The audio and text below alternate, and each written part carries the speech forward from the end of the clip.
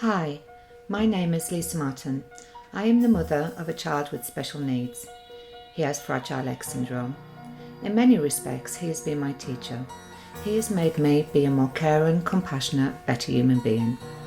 What we have learned together on our journey, I have realised the difficulties and challenges that parents of special needs children face are wide and varied. During my years of facilitating courses for parents and professionals, I have met some wonderful people who have shared with me their stories of great joy and sadness, who have experienced the good, the bad and the ugly of all aspects of life bringing up their special children. I am passionate about empowering parents who are dedicated in helping their children with additional needs. You're invited to my podcast. I will be talking about all things in our special world of disability and additional needs. I will be interviewing other parents of children with special needs, as well as professionals and people in the community who are offering services that help. Sometimes these podcasts might touch an emotional nerve and upset you. Other times they might fill you with joy and empower you. I don't mean to make you angry or upset, but we need to get a wider audience listening and talking about disability. Only when this happens, I believe disability won't be feared as it is today.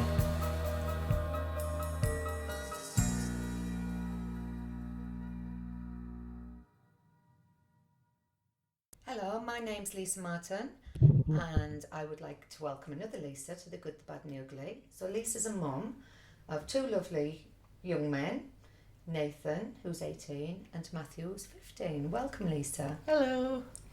So let's have a little a little bit of your background of so Nathan, he's 18 and he's got Asperger's, which I didn't know actually, and you said he didn't get the diagnosis till he was 7. Tell us a little bit about that. That's wrong. It's Mathew who's got Asperger's. Oh, I'm so sorry. Matthew's got Asperger's and he's 15 and he got diagnosed when he was 7. Right, yes. Okay. Sorry about that, Lisa. And we've just been talking about it as well. It's my mummy brain, and we are having a glass of red wine as well. Yeah. So forgive me. Tell me about Mathew. Matthew he was 7 when he was diagnosed, because from being 3 and 4 he was quite very boisterous. He could talk okay, but his behaviour was really, really challenging. He went to school and primary school, and the primary school teacher started noticing that there were things that weren't right.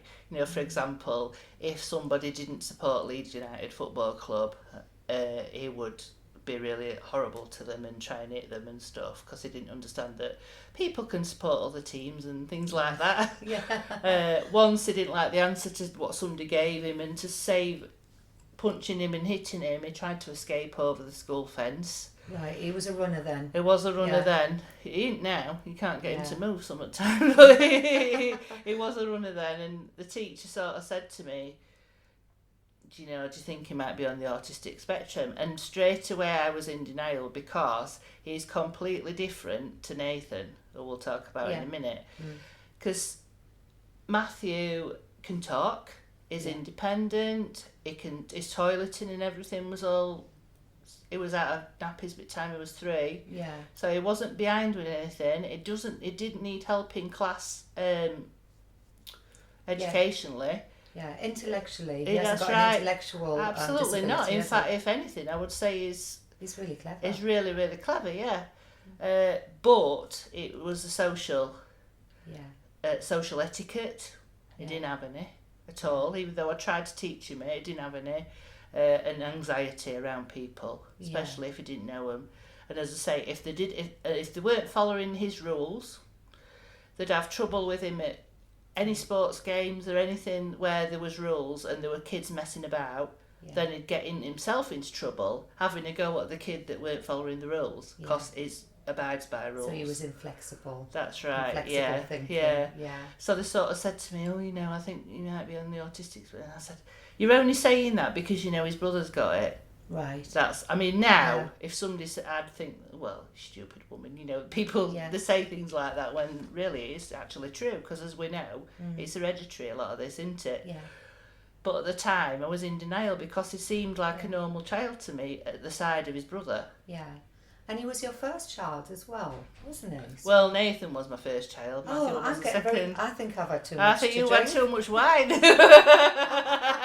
Yeah, so he was sort of completely different to Nathan. Whereas Nathan, we saw very early on that there was something with him. And as I say, he was diagnosed at 2.5. Yeah. So he didn't talk, he just babbled or made noises, very baby-like. Yeah. He didn't come out of nappies till he was 9.5. Okay. He had pull-ups right up until then, you know. Yeah. And even now, when he goes to the toilet, I have to clean him. He can go for a wee, but the other I have to clean him because he doesn't understand how to clean himself properly. Yeah. Or we'll try, but we don't do it properly. He's got sensory processing disorder as He well, has, part and yeah. parcel of his ASD, hasn't he? He has, and he's got bowel trouble, so if he goes to the toilet or he struggles to go to the toilet, his fingers will to try and get it out. Oh, bless him. Yeah, so we've had quite a lot of issues with that as well. Yeah. In fact, he has padded walls and a specially made padded bed and wipe cleaned surfaces because there was a lot of smearing. Oh, yes. But he's a bit better with that now. Yeah.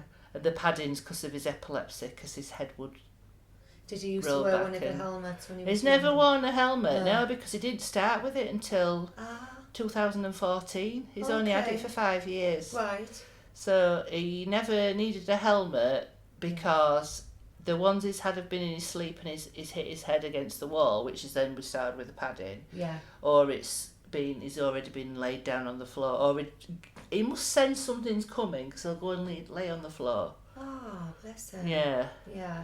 But That must be scary for you. it the is, epilepsy, particularly the isn't it? shaky ones. Yeah. Because he started with the shaky ones, but Okay. now he has what are called focal frontal lobe seizures or something, which are a bit like vacancies. I don't know if you've heard Right, them. I have, yes. Where he sort of gets out of it, his eyes roll back, and you say his name and he just doesn't respond.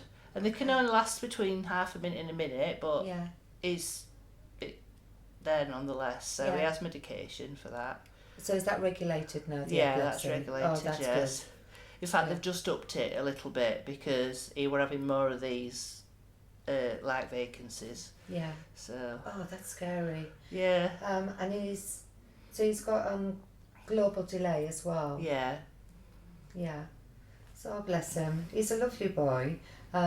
Iggy's really taken to him, He has, hasn't hasn't he? he? Yeah, yeah. He really has. Yeah. He doesn't make friends really, Nathan, but he likes to be around certain people. Yeah. I mean, I noticed in the pool he was splashing him and he didn't.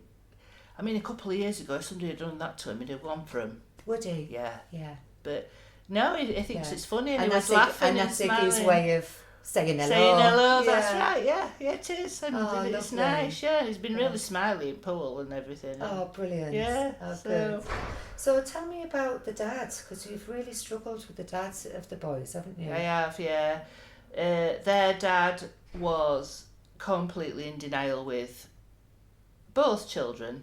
With Nathan, we had this big 3-week assessment procedure where there were professionals behind a screen, but we couldn't see them, but they were observing Nathan. And then at the end of the 3 weeks, we had a big meeting with all the professionals, and they all stood up and said, yes, he's got autism.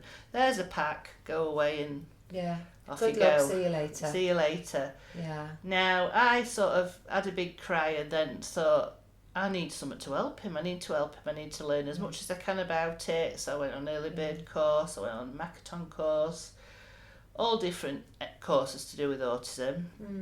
So I just wanted to help him as much as I could. Whereas his dad was, no, there's nothing wrong with him. I don't believe him. He's my son. There's nothing wrong with him. He's still a baby. How can they tell? Blah, blah, blah. Yeah. But obviously as time went on and Nathan got older and nothing changed, Yeah. or things changed but not for the best, Yeah. then I think he started to realise and completely kind of cut himself off from me and from Nathan. He wasn't uncaring towards him. He would do everything that he needed for him, but he struggled to take him out in public. Yeah. you said you felt that he was embarrassed of his child. Yeah, I still think he is. Yeah. Because certainly in the younger years, before he could talk a little bit, I mean, he doesn't talk full sentences now, but before he could talk a little bit, he used to just make noises. Yeah. Happy noises or sad noises or irritated noises, you know. Yeah.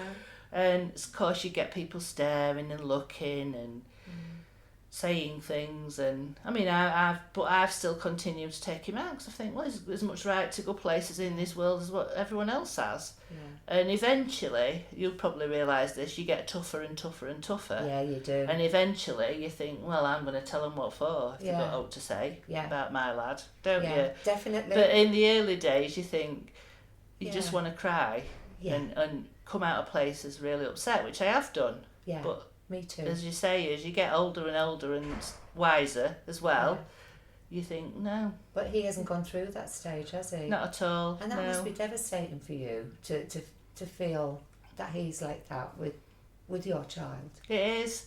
I suppose as time's gone on, I've just accepted it because I just think there's no point in saying anything else to him because he ain't going to change. Yeah.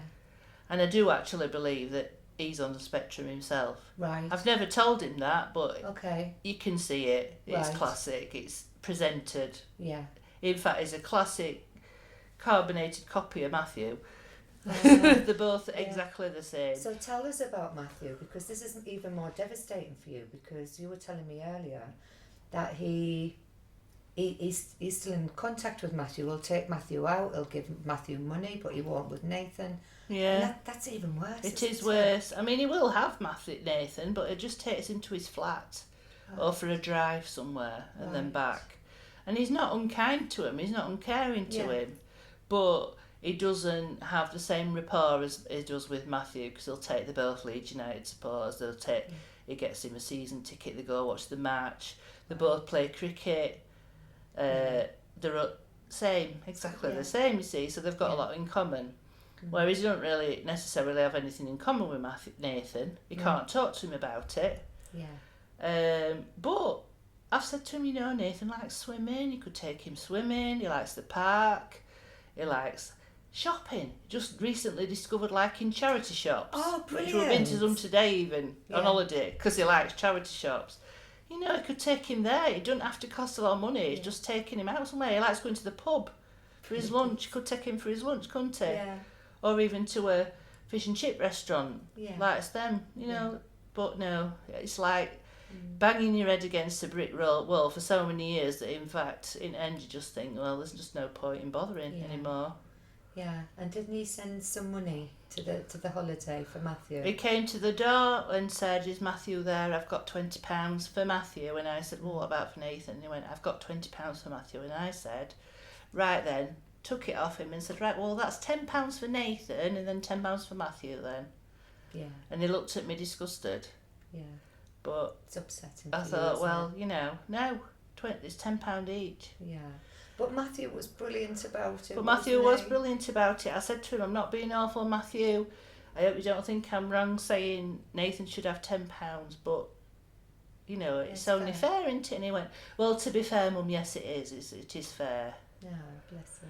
Because although he has a lot of his dad's traits, I think I've brought him up quite well-mannered and to try and understand that there are other things that you can like. And I mean, he's had a bit of a couple of rows with his dad recently because he was meant to be playing cricket one afternoon, but he'd been invited to a party. Right. And this was a big thing for Mathew, because Mathew don't like people. Yeah. He don't like socialising. Yeah. But he wanted to go. Oh, brilliant. And he went, Dad, I can't play cricket because I'm going to so-and-so's party. And his dad put the phone down on him in a huff. His dad should have been really pleased. I know. Because he should know that he struggles with the social aspect as well. And I think it was last year, we've got a friend, they went to playgroup together actually, but they moved up to Scotland. And her daughter Caitlin comes down quite often, 2 or 3 times a year in fact. Her mum puts her on the train in Aberdeen and I pick her up from York and she'll come and stay because they're the same age. And Caitlin's really quite boyish, a bit of a tomboy, climbs trees and all sorts. And I love when she comes down because she gets Mathew out of his comfort zone. Great. He'll go and climb trees and be a lad and play football and just do things that kids should be doing, whereas when he's on his own, Yeah. he isolates himself. Yeah. Xbox, plays on the Xbox all the time. You can't get him out of his room. Yeah. If you say to him, right, do you want to come trampolining with us? No, I'm all right. Yeah. I'll come swimming? No, I'm all right. Yeah. Oh, that's challenging for you, isn't It it? is. But Yeah. the sad thing is that when he actually gets out to do these things, he does mostly enjoy them. Yeah. Well, he's really enjoying that table tennis with me and Joshua. Yeah, that's good. So yeah, that's it's good. And I think he must like you both, because otherwise he won't do that. Yeah. Because he's very particular about who he wants to talk to. Yeah. Well, you know, Joshua's got ASD as well. That's it. Yeah. All right. Yeah. So I think they get to know their own, really, don't they? And it makes them feel safer with each other because they know there's less expectations. That's and right. less social etiquette. Yeah. You know, because they're both the same. Yeah. So he doesn't like the fact he's got ASD, Matthew. Right. Okay. He hates it, and he doesn't like to tell people. Okay. I think he's got friends at school that don't have a clue that he's got it because he don't want to tell them. Okay. You know, he's embarrassed about it. Well, I didn't know at all. You would have known a few years ago because of how he was, but I tell you what, the improvement in him the last couple of years has been amazing. What do you think's helped him? Just maturing, or has he had a maturing? Good schooling? Ben, to be honest, it's been brilliant for both the lads since we got together. Well, we're going to come to Ben. Yeah, because Ben is amazing. Yeah. So eventually, your marriage failed, didn't you? Because you weren't on the same page. No, we weren't at all. Yeah, he just completely, swept it all under the carpet. Everything to do with Nathan and his autism, and of course Mathew wasn't diagnosed at that point when we split up. But he said he felt cold towards me, and that he'd produced this child that had all these problems, and he couldn't cope with how he was, and he blamed himself. And he blamed himself, and we just got further and further apart. He was spending more time out playing. You know, cricket goes on for hours, but he'd not just play Saturdays, he'd play Sundays, and it'd start midweek, and he just found he was avoiding more excuses to get out of the house and avoid it. Or I'd say to him, let's have a family day out now. Take your mum. I used to go on holiday with my mum in a caravan when the boys were really young, because he wouldn't go. Oh, Lisa, that must have made you feel awful. It did, and you just think, but I hear it so many times. I've lots of friends that have failed relationships or marriages. Yeah, due to having a child with high needs. Because they can't accept it. And they don't deal with it in the same way as we do. Yeah. Most of the mums have been like really, really, really upset and devastated at the beginning, but then it's like, yes, let's get on with it and find out about it and do what we can for our child. And we can talk about it. I think women can talk about it, and we find a support network. That's right. Whether it's like friends or family, but it's usually finding a charity or an organisation with other people who are going through similar situations that we are. But men don't do that so much, do they? No. I think it's getting better because there's I know where I live, there's like dad groups and things like that. There are where we are, but they're very poorly attended. People don't tend to go, because men just don't like to talk, do they? Really, they don't talk like rabbit on like we do. It's just not natural for them, is it? Especially about things that are quite upsetting for them and things close to the heart. They don't want to. Their thing is to hold it all in, isn't it? Really. Yeah, they grieve differently. Yeah. So then you remarried, didn't you? Yeah. Yeah, tell me about that. Yeah, I remarried. A fella that I used to go out with when I was 16 contacted me, and we got chatting. Was it through Friends Reunited? We got chatting, and then he'd meet me for a coffee and things, and then we just started going out, and then 3 years later we got married in Gretna Green. And you forewarned him about the boys. I told him all about the boys, because he'd never he'd got his own kids. Oh, okay. He'd got a girl and a boy. The girl She didn't take to me for some reason, I don't know why. We later found out it's because she was going through a bad time, because she was she had a girl partner, so she didn't she'd not come out yet, and she was struggling with that. But the boy is like my own son. He still comes and sees me most weekends, although he's 20 now. Oh, bless him. And he's lovely. I sort of brought him up from being 8, and we would go on holidays together. We'd have mainly caravan holidays, because Steve wouldn't fly, my second husband. And we had a lovely time, but then he turned to alcohol and started to blame the kids for how he was. He tried to kill himself, still blamed the kids, and then walked out and said, I can't cope anymore because of the kids. But he wanted to try again. He moved into a house not far away and wanted me to still keep seeing him, but all I could see is him saying, it's your Nathan's fault that I'm like this. Oh, that's disgusting. And I said, well, I'm sorry, but off you go. Yeah, see you later. Politely putting it in. Like blaming your Nathan for his suicidal tendencies. You can't blame a defenceless child, and if with the problems he's got, for how you are. You're a grown adult, and you're in charge of how you are. Oh, good riddance. So that was the end of that, which was such a shame, because we were like 2 peas in a pod. It was absolutely brilliant. It was lovely, so loving and caring, and you wouldn't believe that it turned how it did, really. Oh. And then after that, we sort of muddled along for a few months, and at the time Nathan was having support workers come take him out and stuff, and that's how I met Ben, because he was one of the support workers that used to come take him out. Oh, that's fantastic. So he started saying, do you want any help with him? I was having a challenging time with him. I'll show you how to do visual timetables. I'll show you how to get over some of the problems he's got. And he'd come and write reports out and help me do things with him. And then we got chatting, and then it was like, oh, shall we go for a coffee? Do you want to go on a date? And I thought he was gay when I first met him. I really did. Right.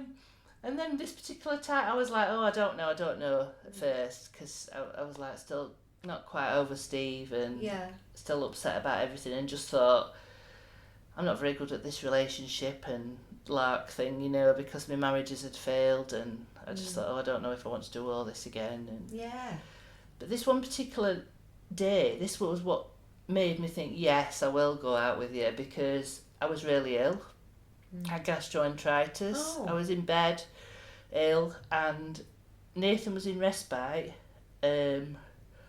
Steve was still talking to me on the phone at this time. We weren't in a relationship, but he was still ringing me. He never asked how I was. He was more concerned in that I'd not been down to see him or spoke to him. And I just said, I'm really ill in bed. I've got gastroenteritis. I've got to ring respite to ask them if they'll keep him another night, because I'm not fit enough to get out of bed and look after him. Well, he didn't say anything about that. He didn't offer any help? Nothing, no, didn't offer any help. And that, I'd gotten a hospital appointment for Nathan the next day. Right. But of course I had to cancel it. Anyway, Ben happened to ring me and said, are you all right? How are things going with Nathan? I said, well, actually, I've had to keep him in respite because I'm really ill. Really? I'm really sorry to hear that, blah, blah, blah. Is there anything you want me to do? Do you want me to pick you up from respite? Do you want me to come help you with him? And I said, thank you. And I just cried when I got off the phone, because I thought, he hardly knows me, but he's offering all this help. Yet my husband, who's still my husband, although we're not together, never even asked about me or the kids, really. And then I just thought, I were a bit overwhelmed, really. Yeah. Oh, it's amazing. Yeah.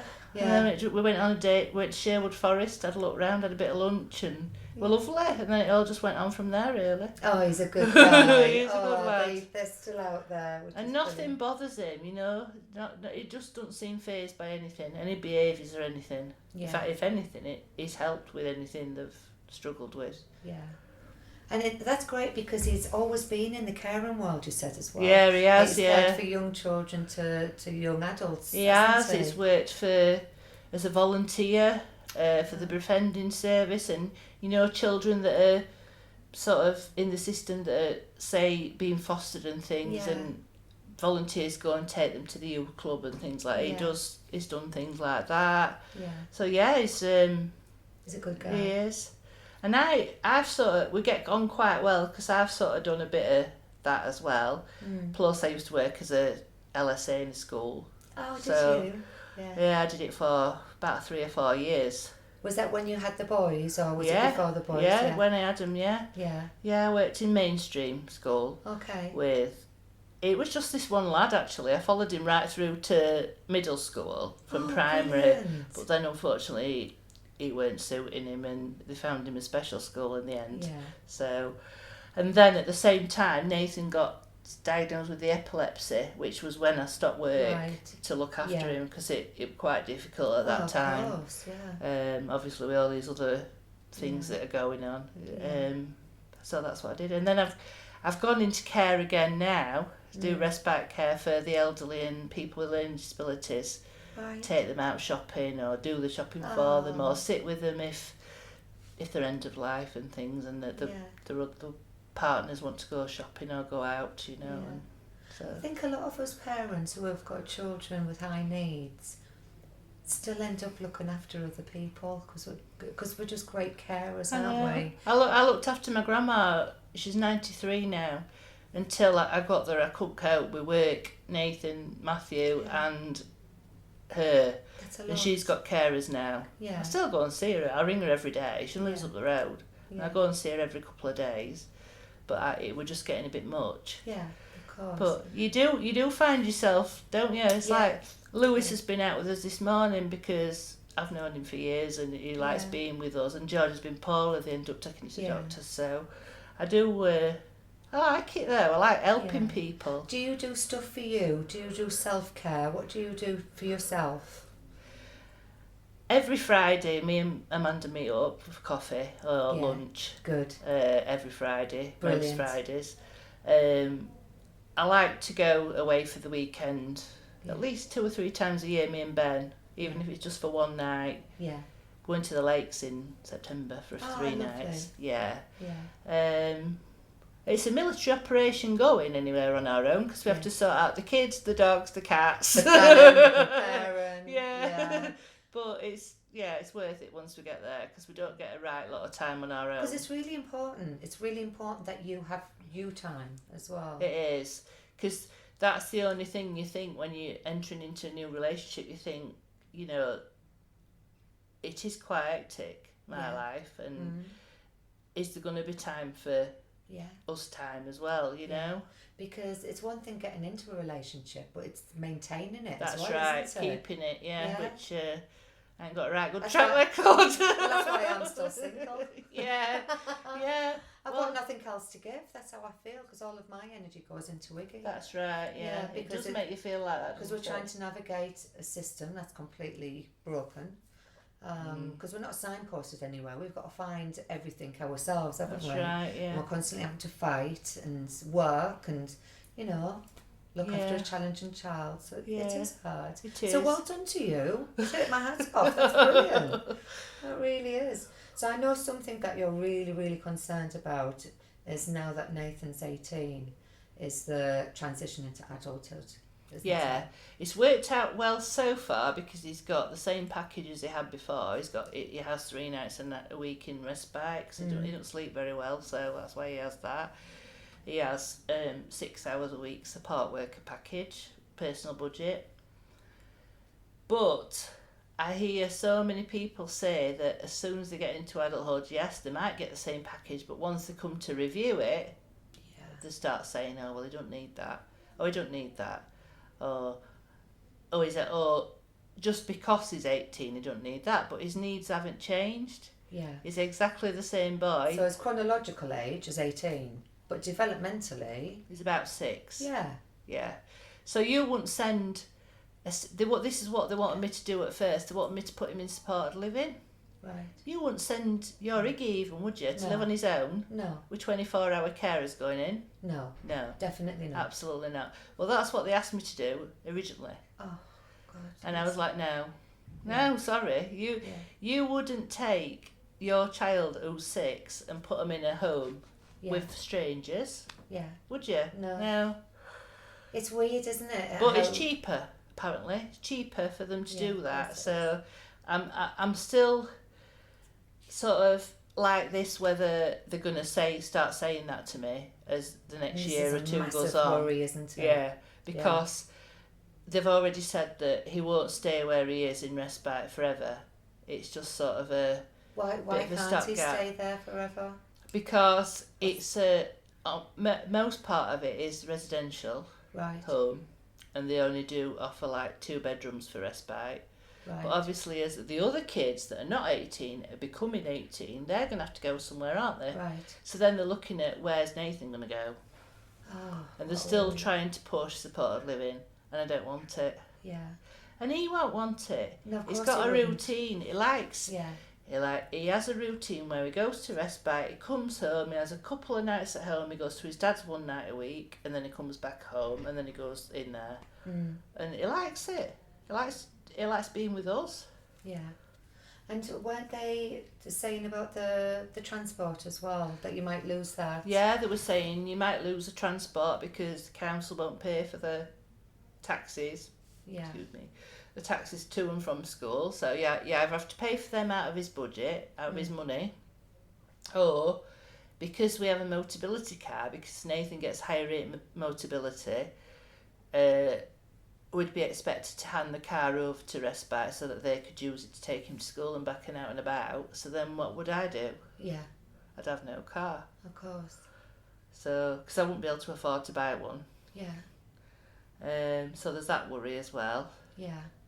Plus, he gets 3 or 4 nights floating days a year to add on to what he gets a week, so that we could have, say, a week's holiday if we wanted. Yeah. They're looking at that might not be possible, depending on how things go. Because you want him to get better in some ways, which in some ways he has. Yeah. Because when he was last assessed, he was assessed as needing 2 carers to 1. Right. When they took him out because he's a runner and he'd run off.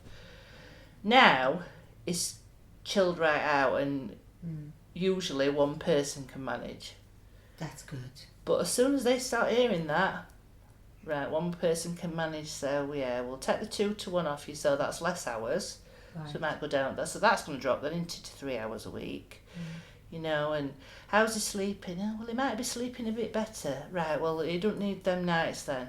Yeah, it's kind of like going back to when you first do the disability living allowance form, isn't it? Yeah. And you need somebody with you to fill that out, don't you? Because as a parent, you want to be positive about your child. You do. And you want to write all the positives, Yeah. but that actually doesn't get you what you need. It doesn't. Because actually that's not reality. You've got to write how it really That's is. True. I've actually helped quite a lot of people fill those forms in, because obviously I've done quite a lot now over the years for Nathan, and it's really quite depressing filling them forms in, because if you're completely brutally honest and you look at how things really, really are most of the time, you want to sit and cry when you fill them in, don't you? Yeah. And it is quite difficult for some people, especially if they've just been diagnosed, their child, and they're filling these forms in for the first time. It's really quite sad. It is. And then, of course, when you move from disability living allowance to PIP, of course he's on PIP now, Nathan, his personal independence payment. And what was that like? Was that another big form and everything? Did you? It's not as big as DLA, Right.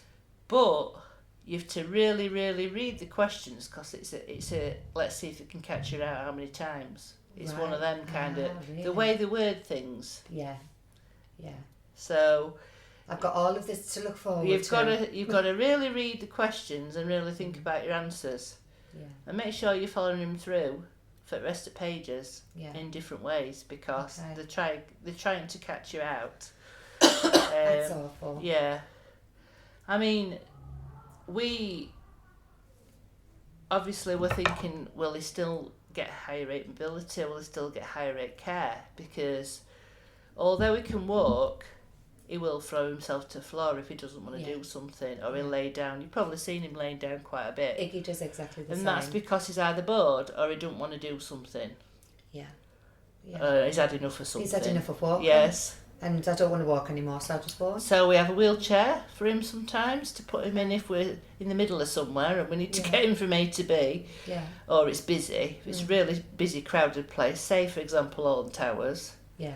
He likes it there. Only CBeebies land though. But Yeah. it's quite a big place to walk around, so he can't walk. He's had enough of walking, so he will go in it then.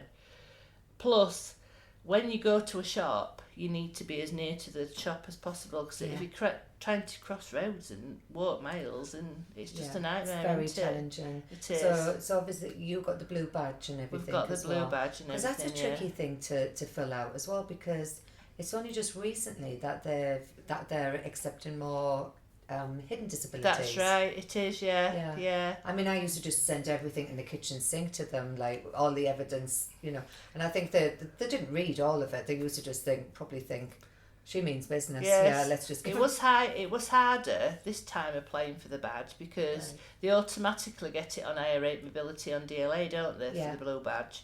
On PIP they don't, because they score it out of 12 according to you moving around, and whether it's for moving around purposes, whether it's for mental purposes, whether it's for challenging behaviour purposes. Right.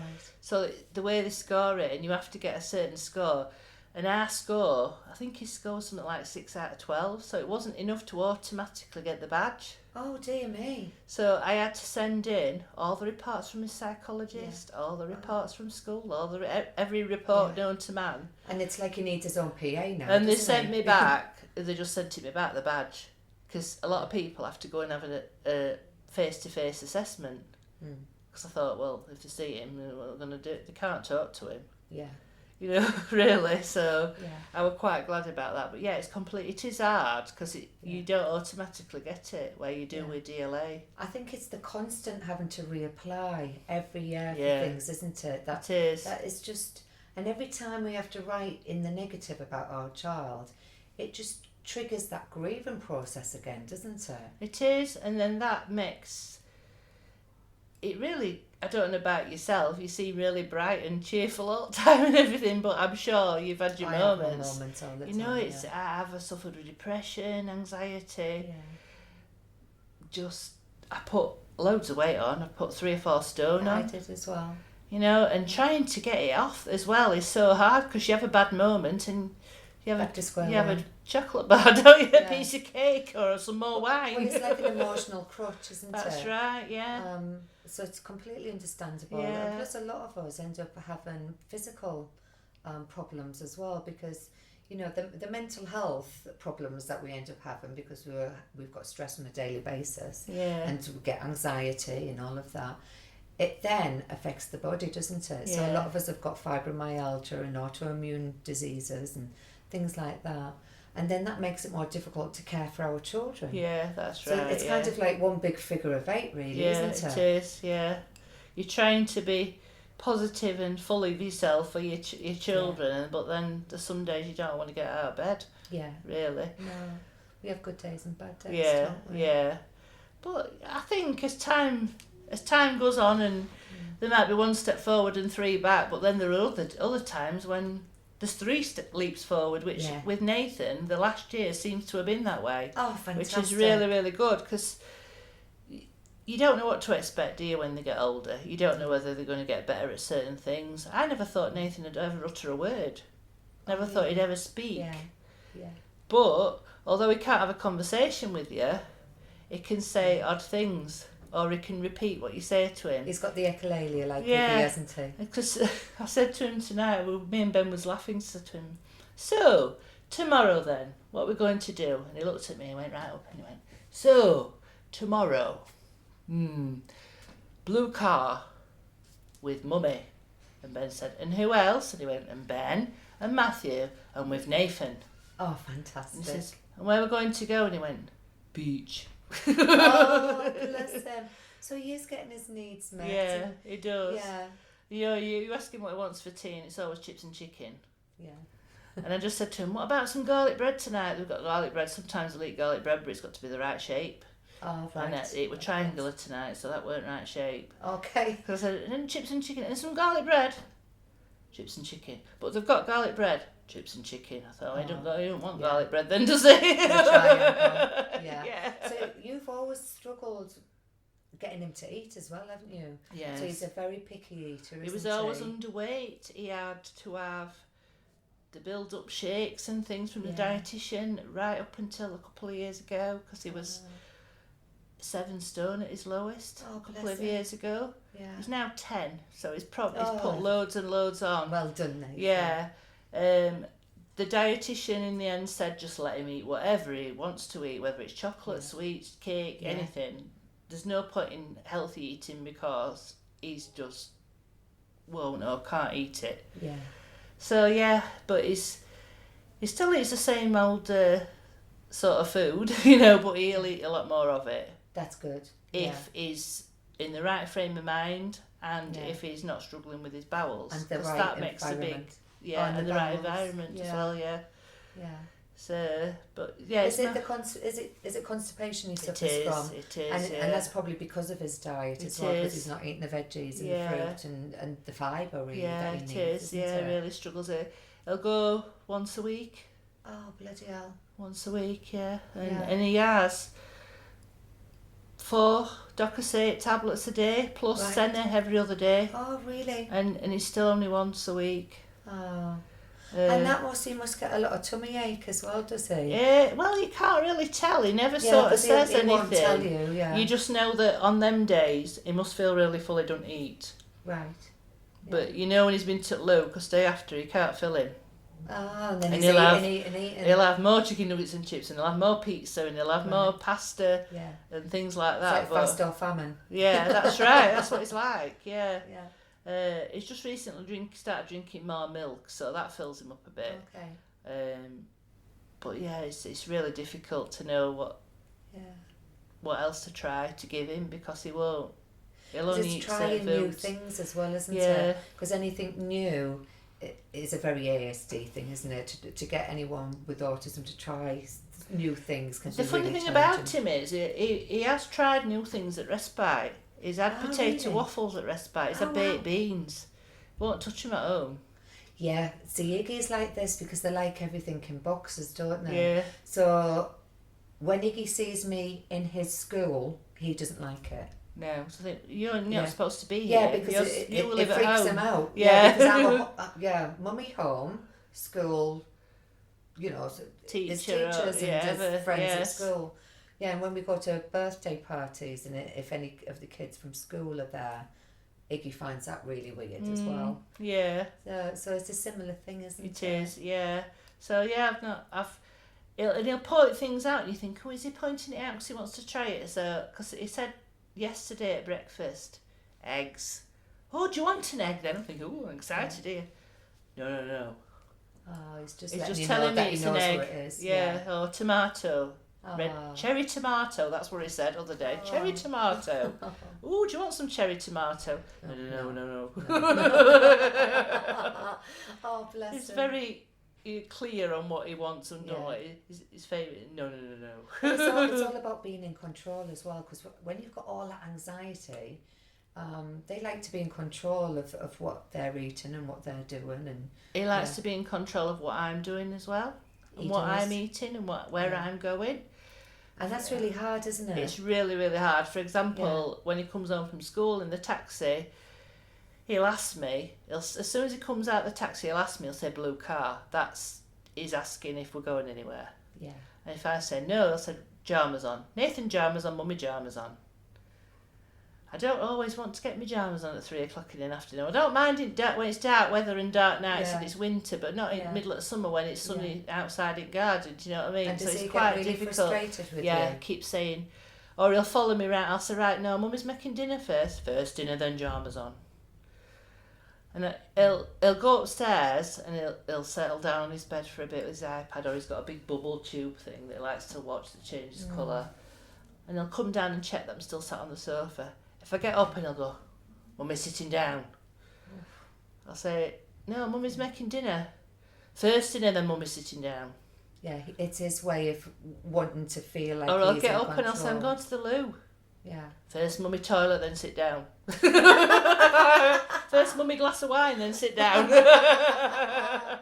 Oh, bless her. So it's constantly first this, then that. But that's hard on you, isn't it? Yeah. That must be quite frustrating Oh, for it you is. as well. It does get to you after a while. The constant asking and wanting to know. And I mean, he'll be with Ben now, he'll be absolutely fine. He might have asked where I was once or twice, and then I don't know whether it's his tone of voice, whether he just accepts it better from Ben. Yeah. But he just seems to have this way with him. Yeah. And he won't be anxious. But it's because you're his mum as well. I know. I have this, a lot of people say the same. Mums get all of it, don't they? Yeah. Iggy's quite controlling with me. Well, you've seen him as well.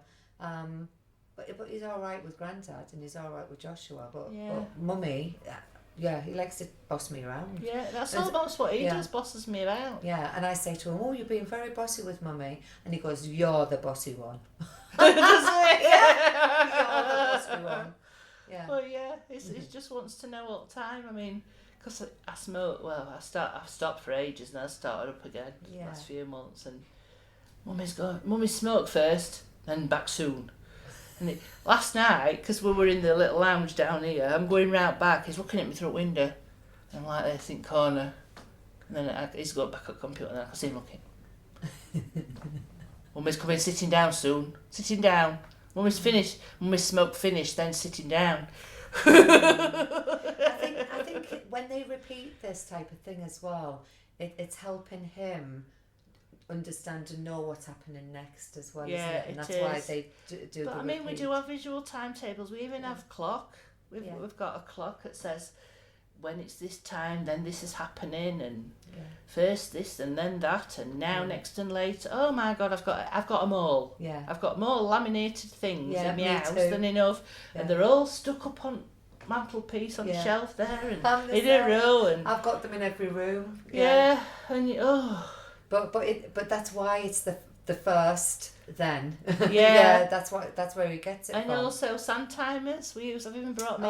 Me too. I use sand timers. Yeah. I've got an hour one, a 30-minute one, and a 20-minute one. Oh, brilliant. And does that work for him? Yeah. Tonight we came back from the pool and it was when the blue sand's gone, we're having dinner. Yeah. Well, time's so abstract, isn't it? When you think of time, if you say to someone, right, give me 5 minutes. Like, what does 5 minutes look like? Because they're visual learners, so they really need to see that. But then other kids that I've worked with, if you say that's 5 minutes and then once that's gone, that's finished, they just get so preoccupied with watching that they forget what they're going to do next and they're not bothered. Oh, Nathan's both. Right, he'll stare the sand out until it's gone. Oh, okay. And then he'll say, right, blue colour. Yeah. He'll do that very second. Right, yeah, so he's fast as well, isn't he? Yeah. And do you feel that makes me quite anxious when Iggy gets like that, because it's almost like I can't do things quick enough for him. I know, and it's like, I want a sandwich, and I'm like, okay, so I've got to get the bread out, and I'm getting him to help me these days because I've got like a visual sequence plan of how to make the sandwich, and he's starting to do quite well. But if I don't make it quick enough, it's just around me going, sandwich now, sandwich. And I feel like I'm completely under pressure. He's like that with his chips and chicken. He'll come down and look in the oven. I'll say, chips and chicken. I'll say, it's in the oven. It's not cooked yet.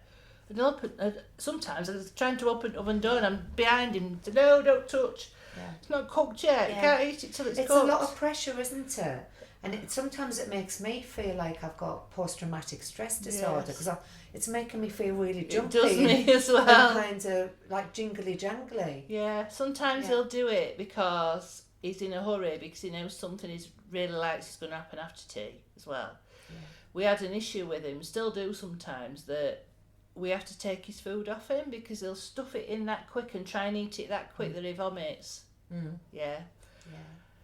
Oh, you can see his eyes welling up, watering like you think he's going to be sick in a minute. And it's a sensory thing, isn't it? Yeah. So I'm surmising he's got proprioception challenges, which is the body awareness. He has, So, they have sensory breaks and things, and a whole program sensory diet at school for him for that as well. Brilliant. Yeah. Because we've got a brilliant OT at school. Ah, that's fantastic. Who told us all about proprioception and all that kind of thing. Yeah. And the vestibular. Vestibular. Yeah. Do you know about the interoception? I don't know about that. No. Yeah. What's that? So interoception it's an inner sense which is tells you when you need to go to the toilet, when you feel full, or when you feel hungry, or when you feel hot, or when you feel cold. You know, like a lot of our kids. You don't have any of them then? Yeah. So this is interoception as well. Yes, all right. And it's also where you hold your emotions as well. Oh. So it's regulating your emotions. Yeah, we can't do that. Well, you saw yesterday twice. He cried at the bingo. We had to take him out. So yeah. And then at dinner as well.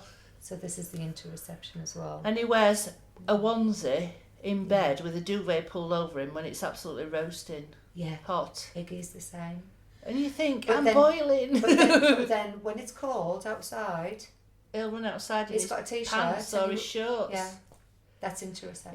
He used to bounce around naked when he was younger on trampoline outside in the garden when it were nearly snowing.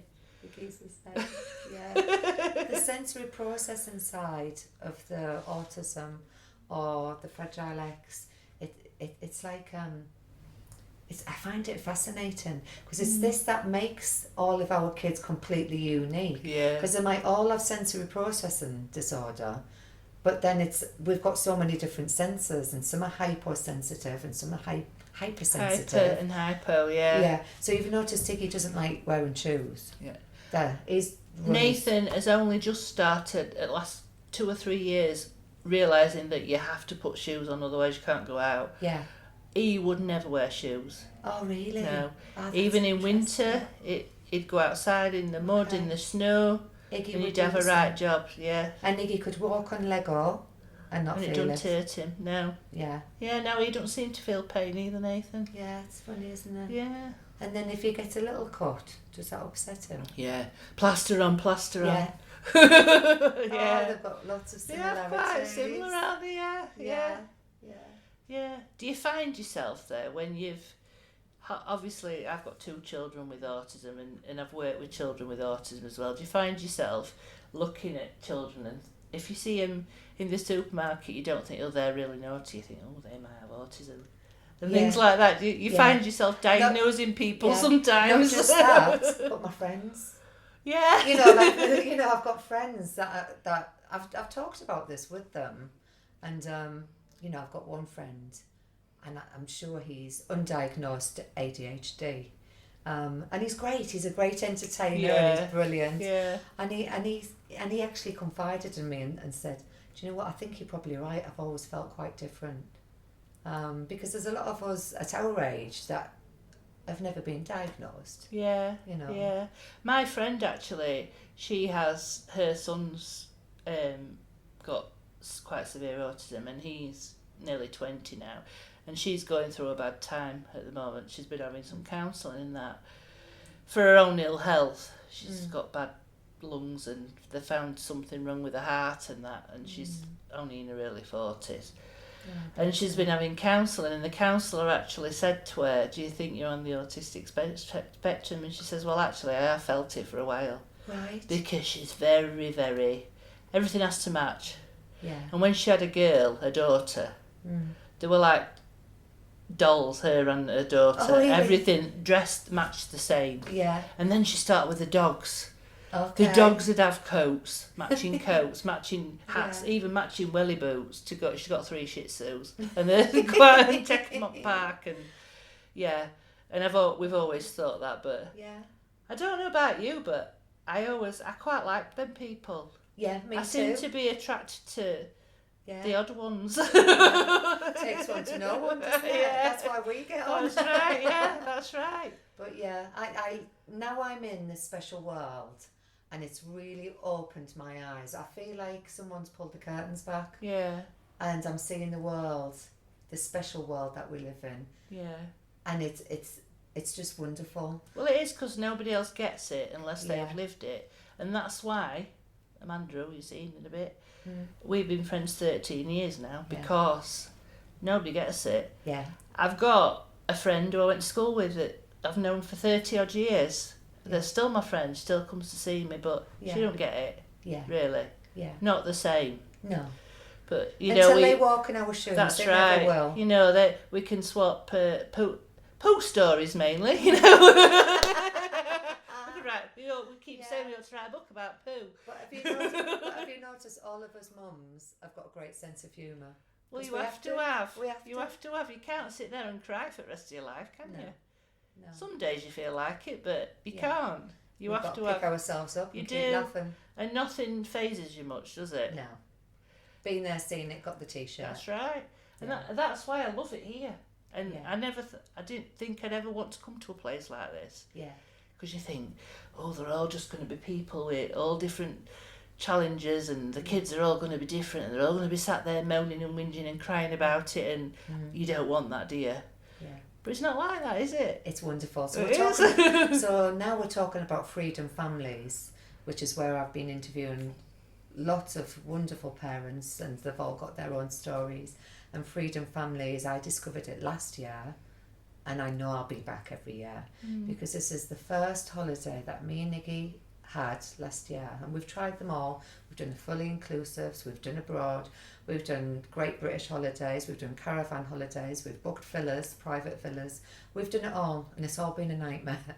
But I keep trying because I believe, you've got to, haven't you? Yes. But then actually, as soon as he arrived in this place, usually for 3 days it would take him a long time to transition, and his behaviour would really be challenging. He just slotted straight into this place, and I think as soon as he walked in, I think 1, he felt safe, and 2, he felt completely accepted. Yeah. And so did I, for that matter. Yeah. Well, I do. I was a bit apprehensive about it coming, because Nathan has never really coped with holidays. We had a few when he was really, really young, and then we had a lot of years when he would struggle for any change whatsoever, so we couldn't take him away. He went away last year just to a caravan at the East Coast, and he managed quite well. And then my friend had been saying, they've been coming, I think it's 7th year this year. Yeah. You've got to come, he'll love it. And I was, I don't travel very well, how are we going to get to Southampton? That's going to be a big thing in itself, just getting there. But because he's done so well over this last year, we thought, go on, we'll give it a go. Yeah. So this is the first full week's holiday he's ever had in his life. Oh, brilliant. And that's a celebration. I've got somebody with me that was willing to bring him as well. Yeah. So that makes all the difference. Massively. And he's been quite anxious the first few days, but I think today he's settled down quite a lot. He's getting there, and I think he's getting there. And even Ben said today, because he was a bit apprehensive about coming, and he said, I don't know whether I'm going to like it, and I think we'll go back to caravan next year. And we were sat today overlooking the beautiful views of the sea, and he said, do you know what? I think we ought to bring him back next year, because it's just like, it's so lovely, it's relaxing. Yeah. And people are so friendly. Yeah, and next year, because he's been here before, he'll slot into it a lot That's quicker. right, because we'll be able to show him pictures, and there's the big house, and there's the church house, he calls it, sleeping in a church again, and there's the swimming pool you can go in. And brilliant. Yeah. Oh, I'm really pleased, and it's been so lovely to meet you. And thank you, Lisa. You're doing a wonderful job, and your boys are gorgeous. Oh, thank you. Yeah, thank you so much. Thank you for taking the time to join me today.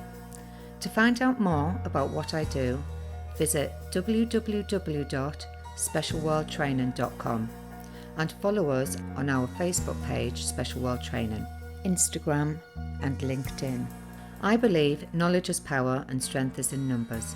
And if more people get involved in our special world, we can all make our world a better place. Join me next week for more amazing stories from the good, the bad and the ugly.